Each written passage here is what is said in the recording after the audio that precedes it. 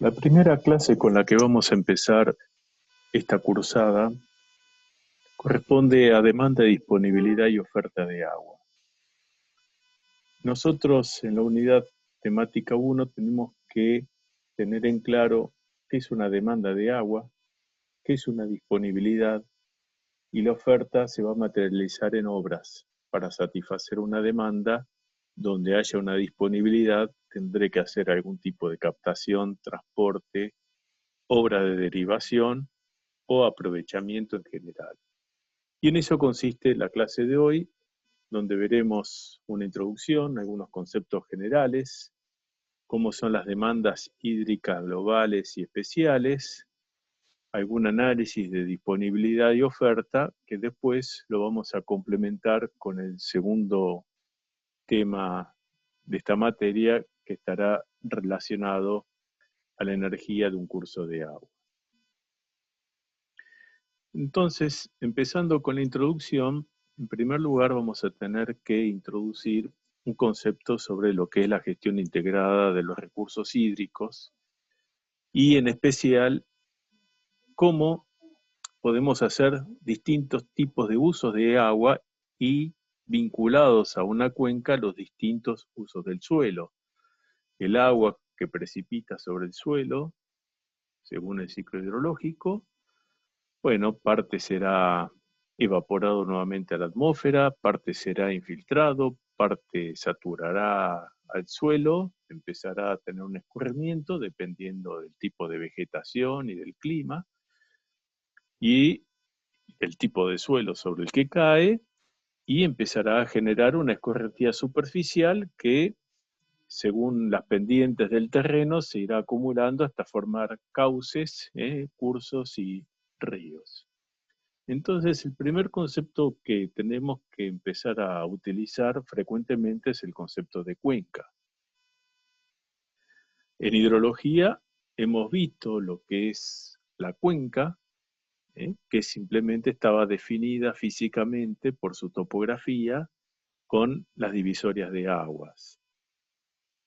Y incluye al suelo que pertenece a esa cuenca y a los cursos según una red de drenaje específica. Tenemos que pensar que en esa cuenca hay gran diversidad de componentes bióticos abióticos que interactúan, retienen, evaporan, ayudan a la infiltración y son los que le dan un carácter ecológico a la cuenca. Entonces siempre la cuenca, desde el punto de vista ecológico, no solamente es ese límite físico dado por la topografía, sino que incluye a la atmósfera y al suelo. Y todas las complejas interrelaciones y procesos que se dan entre las especies, las poblaciones y las comunidades que habitan en los mismos cursos fluviales, en algunos lugares muy característicos, y tienen un marcado, casos particulares, pero tienen una marcada vinculación a lo largo de los cursos de agua, como en el sentido perpendicular a los cursos y en el sentido vertical de los cursos.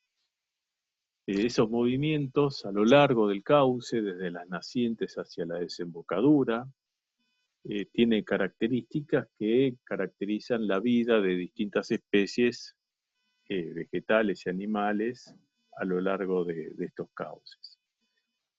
Con lo cual el concepto de cuenca es mucho más allá, va mucho más allá de lo que en particular el estudio del agua, de los volúmenes de agua que circulan, del derrame y de los caudales.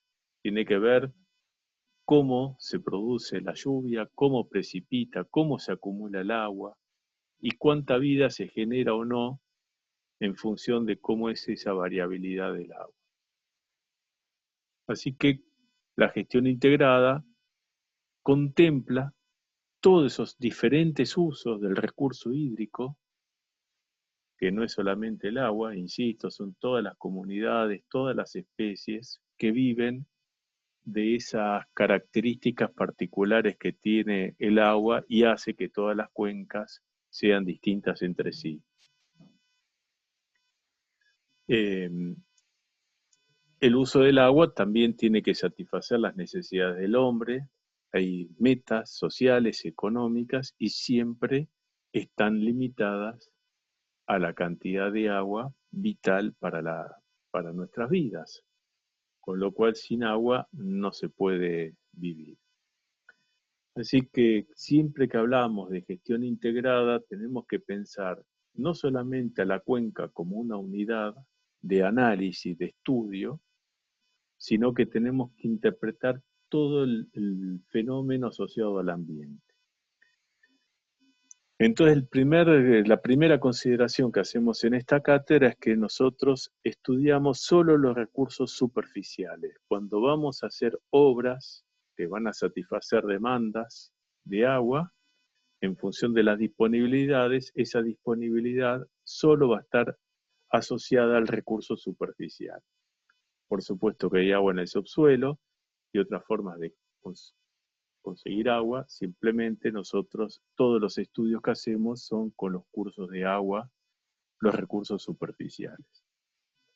Y un tema que es muy, muy importante es analizar cómo son los usos que tiene el agua: consumo, riego, industria, saneamiento y protección contra inundaciones. ¿Por qué?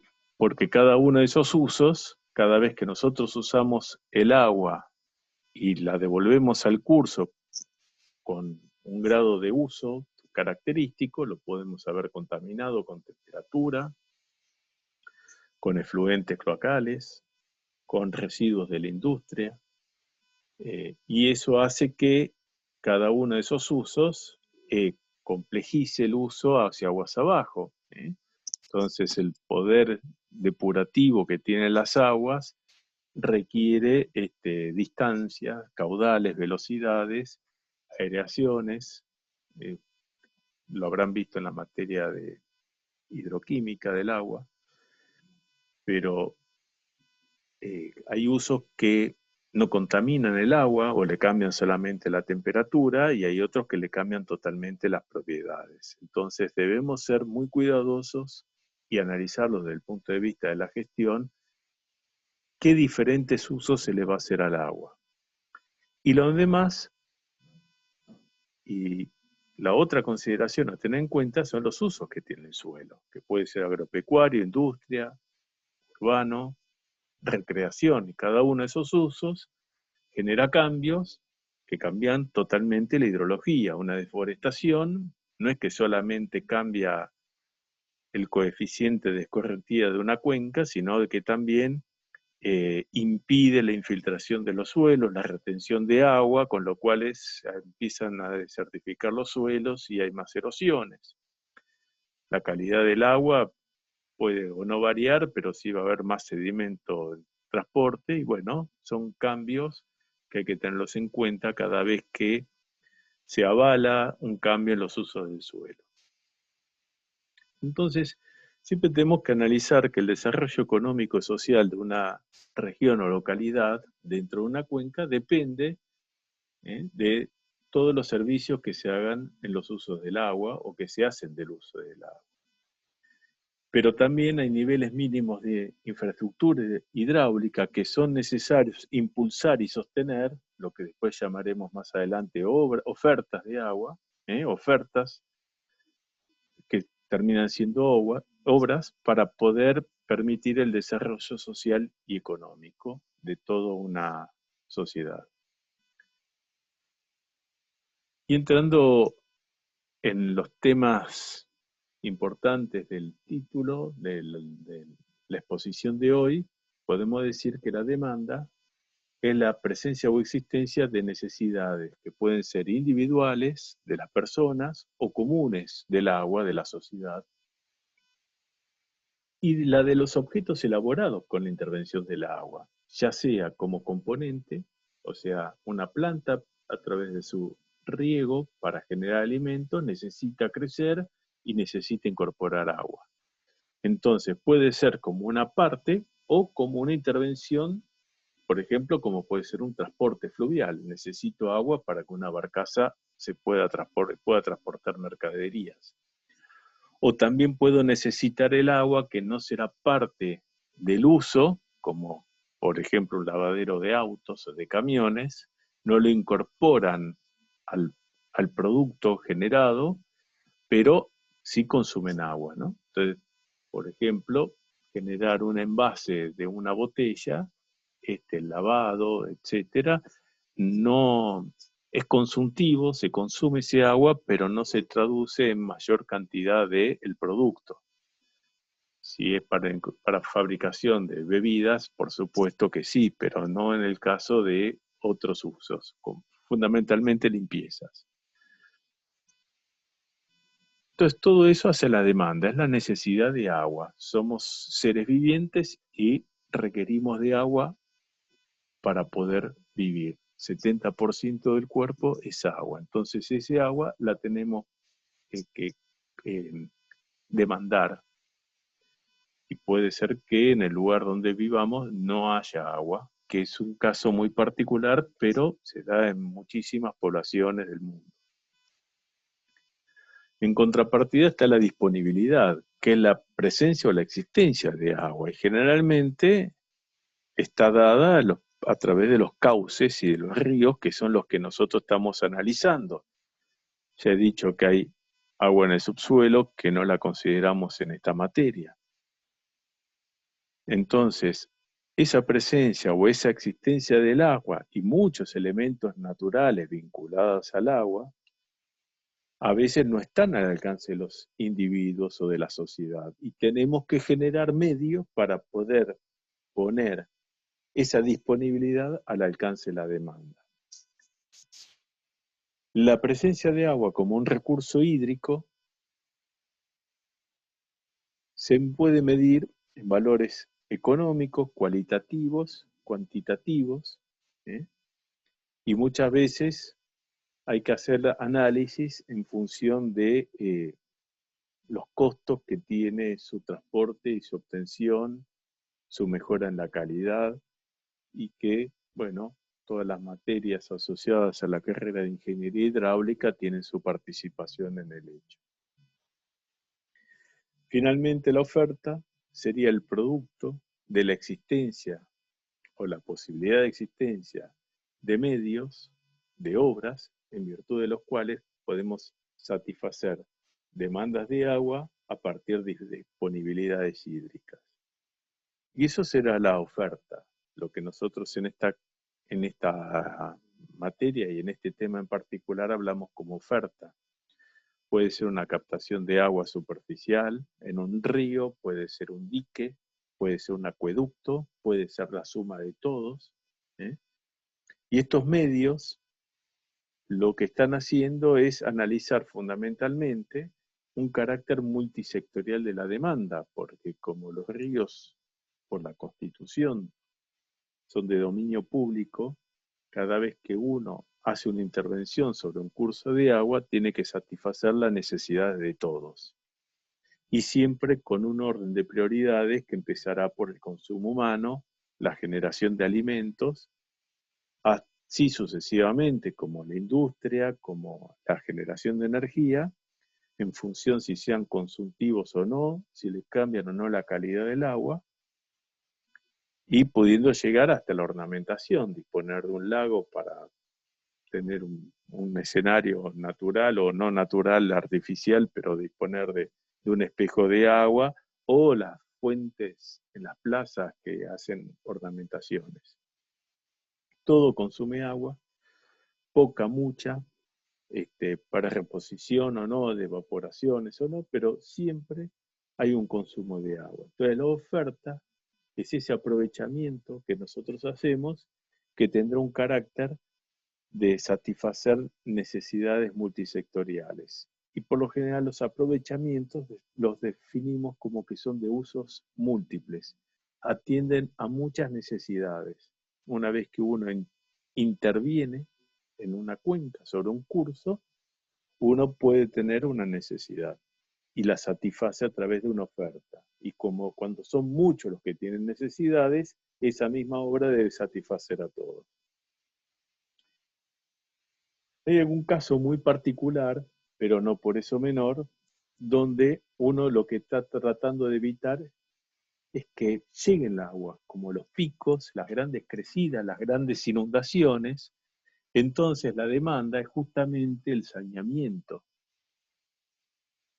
sacar los efluentes de las viviendas, los efluentes cloacales, implica horas de saneamiento cloacal. Entonces, las cloacas estarán vinculadas al agua que consume una familia. En cambio, en una cuenca donde en las planicies de la inundación, los valles de inundación, se generan muchas actividades económicas, fundamentalmente eh, a través del riego, la generación de alimentos. Cuando vienen crecidas, que se pierde todo, uno lo que está tratando de hacer una oferta es hacer obras para mitigar inundaciones. Así que no es solamente el uso consultivo para sacar agua del curso, sino es para evitar que invada también zonas fértiles, zonas económicamente atractivas, que hagan un desarrollo de la sociedad. Y por lo general están marcadas en la historia de la humanidad, a través de todos los libros de historia, siempre hemos visto que las grandes poblaciones se empiezan a establecer cerca de los cauces, donde existe el agua, donde están las tierras fértiles, donde el transporte de sedimentos generalmente mejora la calidad de los suelos, mejora la calidad del el crecimiento y la producción de alimentos, y bueno, es parte de la historia y las necesidades del hombre. Si analizamos ahora un mapa de la República Argentina, nosotros podemos observar una consecuencia directa de las precipitaciones, de la topografía, de la calidad de los suelos, de las cuencas, y es la red de drenaje del país. Y podemos encontrar que tenemos una zona muy irrigada con una gran densidad de cursos de agua, que es toda la Mesopotamia, fundamentalmente el río Paraná y el río Uruguay. Después tienen aportes desde el norte, con el Pilcomayo y el Bermejo, una zona formosa con mucha agua de las cuencas de Bolivia. Eh, el Pilcomayo hace límite con Paraguay, es un río que permanentemente está mutando, realmente tiene un abanico, no todos los años pasa el agua por el mismo lugar, y después el Bermejo, que hace el límite entre Formosa y Chaco principalmente. Después está la zona del norte, Jujuy, Salta, Tucumán, con sus grandes concentraciones de agua, algunos los bosques de lengas en Tucumán, la zona de Tafí del Valle, muy irrigada, y toda la cordillera que, bueno, fundamentalmente la acumulación de agua en forma de nieve, o hacia el sur, que va disminuyendo la altura de la cordillera y permite el paso de humedad del Pacífico, generan grandes caudales en ríos, y fundamentalmente los podemos encontrar entre el norte y el sur, cruzando la Pampa o Río Negro, en sus grandes, como el río Colorado, por ejemplo, el Río Negro, pero es una gran zona árida, totalmente desértica. Todo el norte de Santiago del Estero, gran parte del Chaco, toda la zona, gran parte de la Pampa y muchas zonas de la Patagonia tienen mucho déficit de agua. Entonces, podemos tener agua en grandes caudales y grandes volúmenes o grandes derrames anuales de agua en ciertos lugares y en otros nada. Y en esos que nada también vive mucha población que muchas veces usa los regímenes de lluvias para abastecimiento local de agua puntual, como originalmente eran los aljibes, pero bueno, la idea acá fundamentalmente es hacer el uso no de la lluvia, sino de los cursos de agua.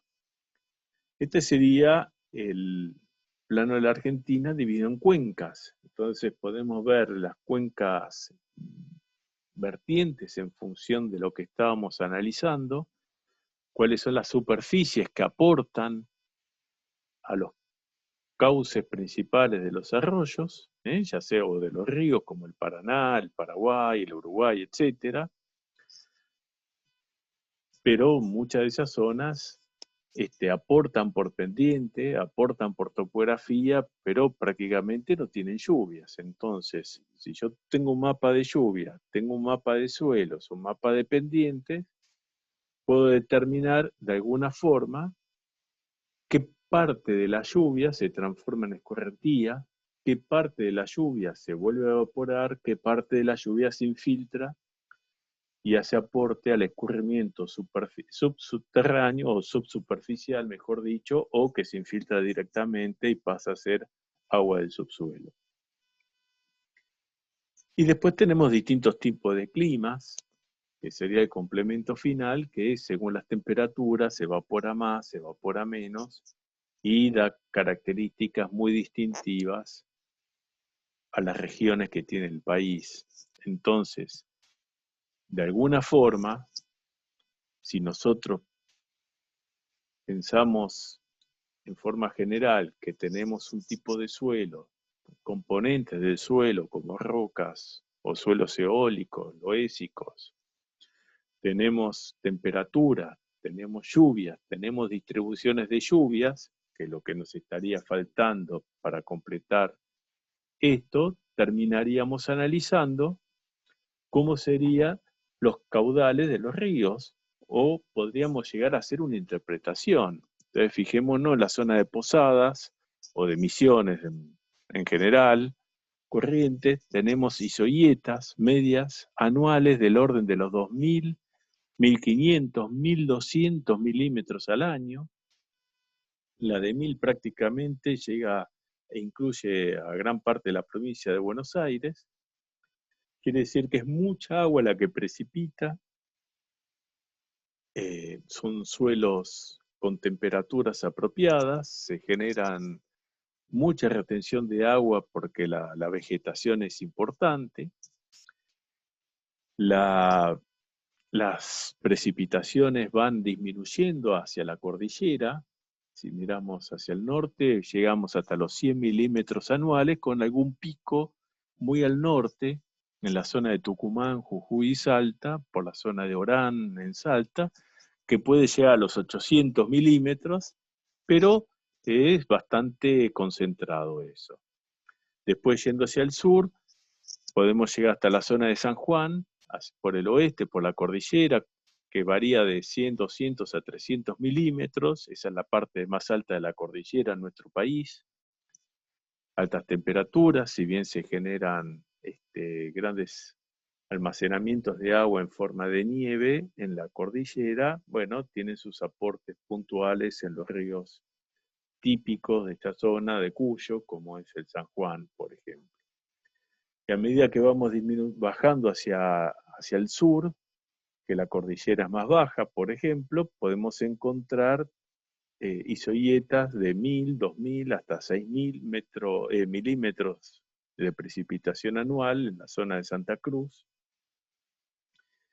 que generan ríos caudalosos, pero hacia el este, hacia el Océano Atlántico, caen abruptamente esas precipitaciones, con lo cual la Patagonia es una estepa muy desértica, ¿no? Entonces, se generan grandes caudales en toda la zona del Comahue, en Neuquén y Río Negro, muy característicos, y muy hacia el sur, ya en Santa Cruz. Y después hay una variación de isoietas, siendo prácticamente la dominante la de 300, 400 milímetros anuales en todo el centro del país. Con lo cual es muy poca agua para sostener la vida, las necesidades de las plantas, bueno, no son satisfechas, y es por eso que uno puede encontrar muchas veces paisajes de dunas, como todo el noroeste de la provincia de Buenos Aires, o vegetación bastante de espinas, característica de los climas desérticos. Quiere decir, en definitiva, que entre las precipitaciones, los suelos, la topografía y el clima, da como resultado una red de drenaje que es a la que nosotros pretendemos estudiar, analizar su disponibilidad y buscar la satisfacción de las demandas que requiere la vida del hombre. Y entre esas necesidades, que sean solamente la del individuo o la de la sociedad, las sociales, encontramos que hay demandas primarias, que son las que buscan satisfacer esa demanda doméstica, urbana, la necesidad primera del hombre. Y por lo general tiene que ver con el consumo, la bebida del hombre, la generación de alimentos y en la misma escala, como demanda primaria está todo lo que hace la vestimenta y la seguridad. Como una demanda secundaria se instituye, se determina a la salud y las relaciones humanas, la salud orientada fundamentalmente no al abastecimiento del agua, sino a la salubridad vinculada a el saneamiento cloacal. Por eso muchas veces hay localidades que tienen agua pero no tienen cloacas, ¿no? Y en forma terciaria vinculada a la educación, a la cultura, a la recreación. Pero todas son necesidades de agua. Depende lo que uno hoy pueda tener cubierto. Entonces, si no tenemos agua, inmediatamente hay una necesidad de generar un consumo bastante discreto como satisfacción de la bebida, por ejemplo. Si el agua es abundante, lo que uno apunta ya es a la recreación, a tener alguna ornamentación en la ciudad, etcétera, vinculada al agua. Quiere decir que depende mucho la relación entre la disponibilidad de agua y la demanda que nos va a medir cómo va a ser el consumo de una determinada fuente. Y eso es una tarea que los ingenieros, cada uno de ustedes, tiene que analizar. No es menor y nos va a dar características muy criteriosas de cómo tenemos que hacer un proyecto, una estimación de los consumos de agua en un horizonte para el cual uno va a proyectar esa oferta o esas obras. En muchos casos, como ya habíamos dicho, el agua puede ser o consumtiva, la tomamos y la usamos y no dejamos nada, o la podemos usar en forma indirecta. Por ejemplo, el transporte, quiere decir que la usamos pero no la consumimos. La generación de energía eléctrica, hidroeléctrica en particular, el agua pasa por una turbina, pero el mismo agua que pasa por la turbina se devuelve al río, con lo cual no se consume.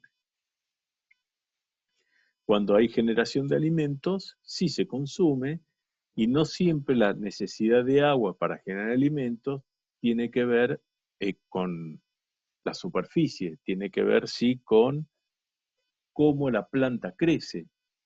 Hay plantas que, por ejemplo, los manzanos o todos los frutales requieren agua todo el año, pero no necesariamente de la misma forma en julio que en verano. Y eso tiene que ver mucho con la producción de la misma planta, la generación del fruto, o con el clima, o con la parte en que la planta está prácticamente invernando.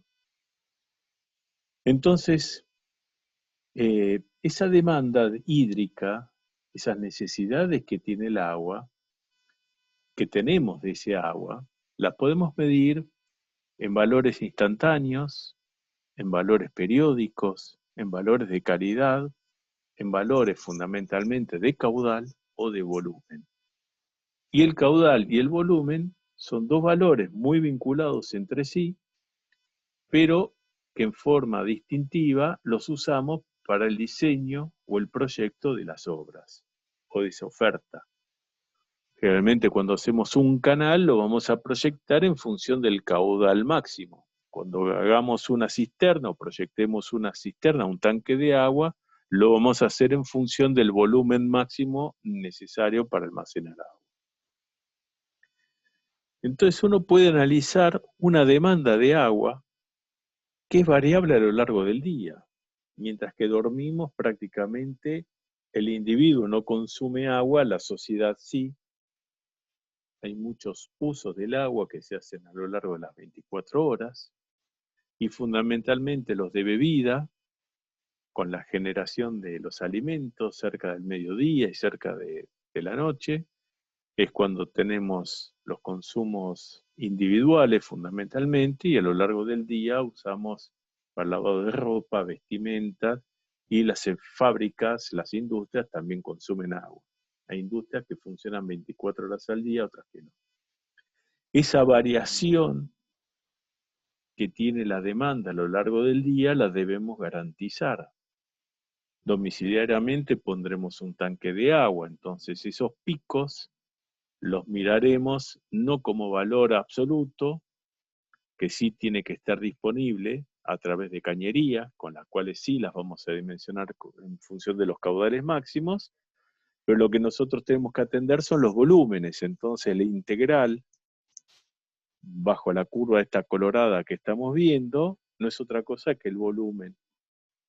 Y el volumen medio es igual al área que tenemos debajo de la línea punteada verde. Las dos áreas son iguales, entonces en algunos casos podemos dimensionar nuestras ofertas a través de los volúmenes y en otros casos a través de los caudales. Y ahí nuevamente es muy necesario conocer todo lo que hace la hidrología, conozco mi demanda, puedo conocer las características de la demanda y voy a necesitar que la hidrología me acompañe o voy a tener que calcular esas obras para compensar los picos máximos, los caudales máximos y volúmenes máximos, o los caudales mínimos y los volúmenes mínimos, o esa periodicidad que se da entre los máximos y los mínimos, para tener una satisfacción de la demanda permanentemente. Siempre tenemos que decir que el abastecimiento de agua potable debe estar garantizado el 100% del tiempo. Garantizado el 100% del tiempo son conceptos que también vamos a ver en esta materia. Entonces, conocer cómo es la frecuencia y la duración de los caudales consumidos de la demanda y cómo será también los futuros, porque cuando uno hace una obra no la hace para hoy, sino la hace para los próximos 20 o 30 años, tenemos que analizar también cómo va a ser el crecimiento vegetativo de la población, de la industria, de las oportunidades de crecimiento, de los productos brutos, de los crecimientos de la población, si es local, si es población importada, etcétera, cómo va a ir creciendo y en función de eso nos tenemos que anticipar a esa futura demanda.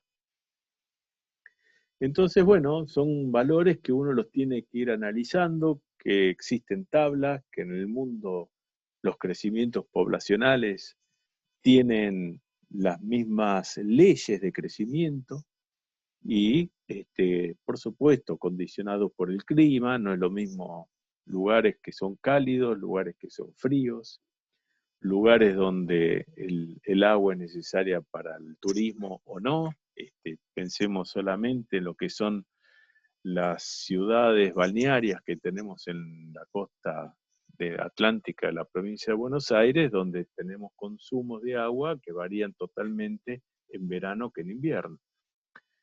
Y la calidad es un tema y la estacionalidad es otro tema y hacemos obras muy grandes para usarlas 2 meses al año, pero tenemos que garantizar el agua, entonces el resto del año el agua está en reposo, con lo cual la calidad también cambia y son consideraciones que el ingeniero tiene que tener en cuenta. Las tiene que evaluar y las tiene que garantizar. Además, si yo analizo el caudal medio, ese valor medio que tengo a lo largo del año, estos caudales van creciendo conforme crece la población.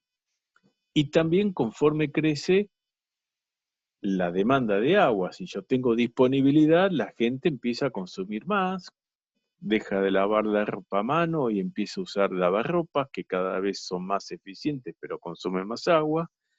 y uno antes necesitaba agua solamente para el abastecimiento de agua y después empieza, al haber disponibilidad y mayores garantías, empieza a hacer otros usos del agua, ¿eh? Lava el auto más seguido, no voy a decir que se baña más seguido porque no corresponde, pero digamos, según esté la disponibilidad, es que el crecimiento de la demanda puede ser, con algunas pendientes variables, ¿no? Algo vamos a mencionar. Después había demandas de segundo orden, como la del sector energético. Yo necesito un caudal, pero lo que estoy necesitando es generar energía y necesito generar potencias.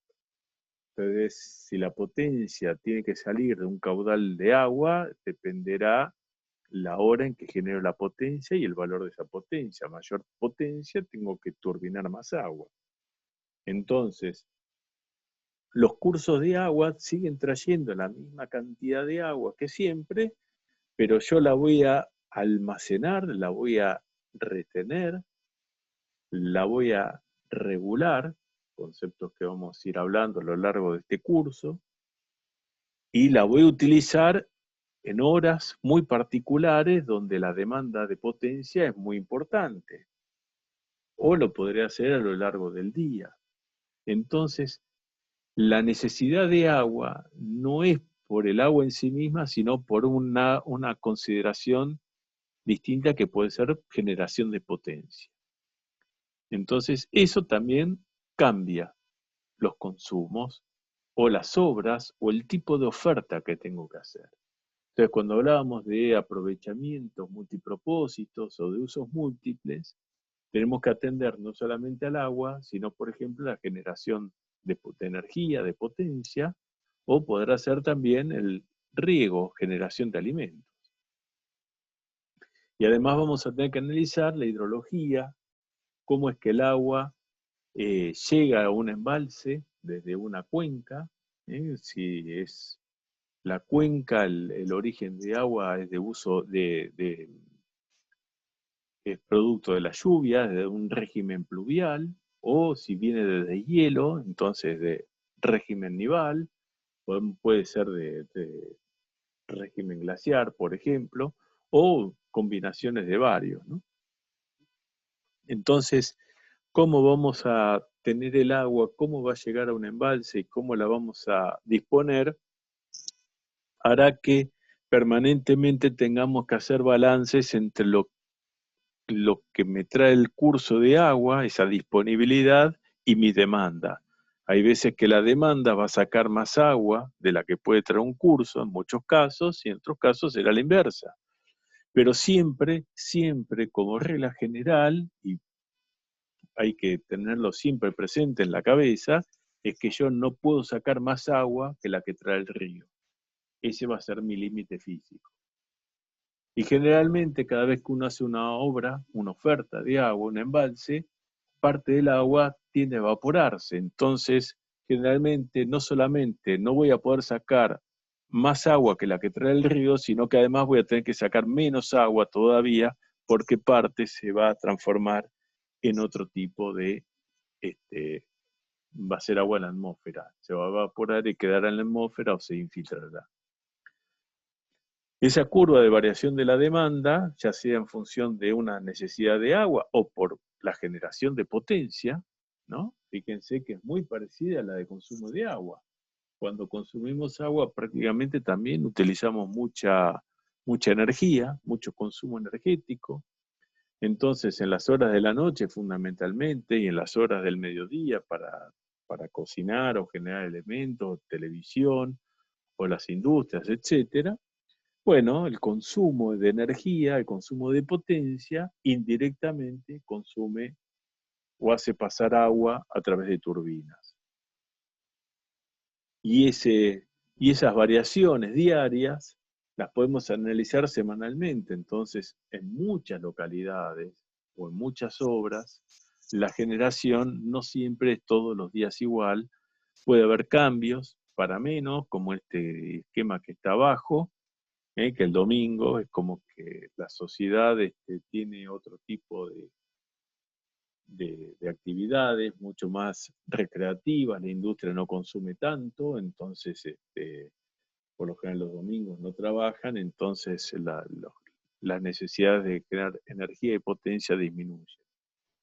Pero con todos los aprovechamientos hidroeléctricos, la generación de energía muchas veces acompaña el consumo de agua para necesidades humanas. Y es un caso muy típico. Después también como demanda de primer orden estaba la generación de alimentos.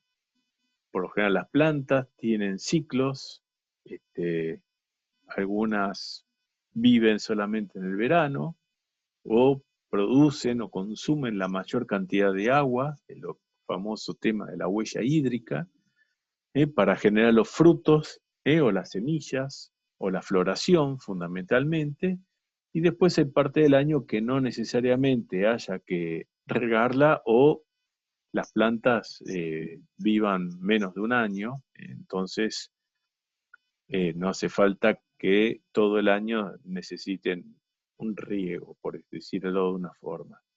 Y hay veces uno riega solamente para compensar el déficit de precipitaciones.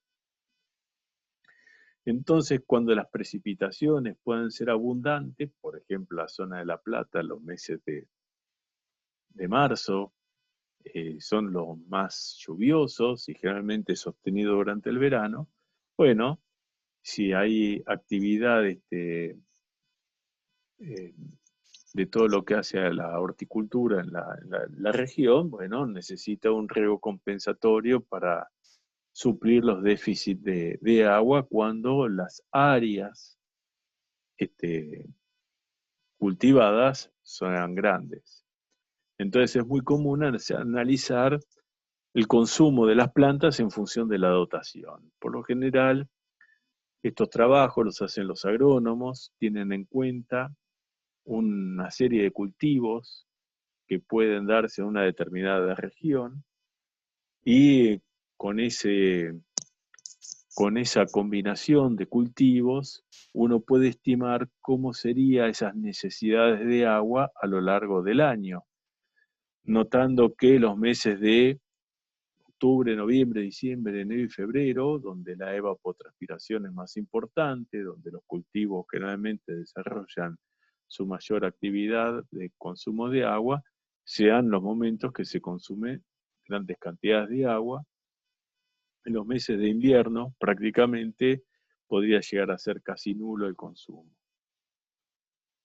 Esa dotación, si yo la multiplico por una determinada cantidad de hectáreas, puedo sacar el volumen o el caudal de agua que es necesario disponer para satisfacer una determinada área de riego. Bueno, prácticamente uno es consecuencia del otro, no es difícil entender la relación entre uno y otro. La dotación por lo general se da en litros por hectárea para que las plantas crezcan y los caudales es directamente multiplicar por una determinada cantidad de hectáreas. Si hay menos agua o se cultiva menos área, el área sembrada disminuye, o se analiza hasta qué punto las plantas pueden aguantar ante una gran sequía, por ejemplo, su vida, pueden vivir con un mínimo consumo de agua. Por supuesto que la producción decae, pero las plantas no se mueren. En el caso de los frutales es un tema bastante particular y bastante estudiado. Hay otras demandas de segundo orden, no menos importantes, como es la demanda industrial. Todos queremos que se radique en la industria porque genera economía, genera fuentes de trabajo, pero requieren agua que viene detrás del consumo y de la generación de alimentos. Hay otras demandas de agua que pueden ser transporte, fundamentalmente están asociadas a un tirante de agua, que los cauces tengan un determinado tirante de agua, que las barcazas lo interpretan como un calado, donde puedan flotar, ya que es el sistema de transporte más económico de todos los que conocemos, ¿no? Y bueno, habrá otro tipo de demandas de turismo, recreación, deportes, ornato o vinculados a ellos, ¿no? Nadie quiere ir a hacer alguna actividad de recreación, como nadar, por ejemplo, en un lago que esté totalmente contaminado. Entonces, bueno, no solamente demandamos agua, sino que también demandamos las calidades de las aguas, ¿no? Y finalmente podemos decir que las demandas de agua varían a lo largo del tiempo, por el crecimiento de la población, por cómo pasa una sociedad de características de un cambio de no tener agua, empezar a tener agua, o de tener un poco de agua, disponer de mucha agua. Cambian las costumbres, cambian todo lo que hace la cultura, o por lo menos se va ajustando. Entonces podemos hablar que existen variaciones que tienen que ver con los cambios que se pueden dar a lo largo de las horas o las semanas, que pueden ser periódicas, como variaciones que sean de tipo aperiódico, ¿eh? Que a lo largo de los años van creciendo, parte con el crecimiento vegetativo y parte con los cambios culturales, ¿no? Los aumentos de consumo específicos, que cada individuo manifiesta. Eh, los podemos analizar de distintas formas, ¿eh? Entonces, podemos tener curvas de crecimiento de las poblaciones, que no necesariamente sean siempre igual para todas las ciudades del mundo. Depende mucho de la actividad económica, especialmente de aquellas ciudades que dependen de una industria que de golpe se funde. Entonces la población empieza a migrar hacia otros lugares. Entonces, lo ideal sería que siempre las poblaciones crezcan, pero no crecen siempre de esta forma, sino que llega un momento que se achatan las curvas y pasan a ser eh, crecimientos en forma de S, ¿no? Entonces, estos cambios están muy vinculados, ya sea en volumen o en caudales, están vinculados en cómo pasamos de no tener agua y empezar con una obra, esa oferta, disponer de un determinado volumen, hasta una satisfacción completa de las necesidades de agua en función de una población que a su vez ha ido creciendo a lo largo del tiempo. Y bueno, también la industria también crece en función no solamente del crecimiento poblacional, sino también de las demandas, a quienes puede satisfacer. No siempre la demanda se mantiene constante, depende del bien que está generando. Eh, Hay productos que cambian las tendencias en los consumos de la población. Entonces, por lo general los alimentos siempre crecen, no necesariamente las técnicas de riego pasan a ser más eficientes, pasamos de regar por surco a empezar a hacer un riego por goteo, y bueno, los consumos empiezan a disminuir, siendo más eficientes, más allá que el área sembrada pueda seguir creciendo eh, por siempre, ¿no? Es necesario tener alguna eficiencia, o porque los canales de riego empiezan a revestirse, entonces las pérdidas por infiltración dejan de tener pérdidas que en algunos casos, por ejemplo en el Valle del Río Negro, en algunos casos se ha medido que la pérdida de agua es del orden del 50%, ¿no? Cada 100 unidades de agua que pasan por un canal, 50 se pierden por infiltración. Entonces, bueno, al tener mejores ofertas, mejores obras, no necesariamente hagan que los caudales demandados disminuyan, a pesar que el crecimiento siempre es creciente. Bueno, con este tema, que hay un apunte específico, esto es solamente una presentación, eh, daríamos por terminado el primer tema y lo vamos a complementar con otro vinculado a cómo tomar energía de la partícula que está ocurriendo por un curso de agua. Será entonces hasta la próxima clase.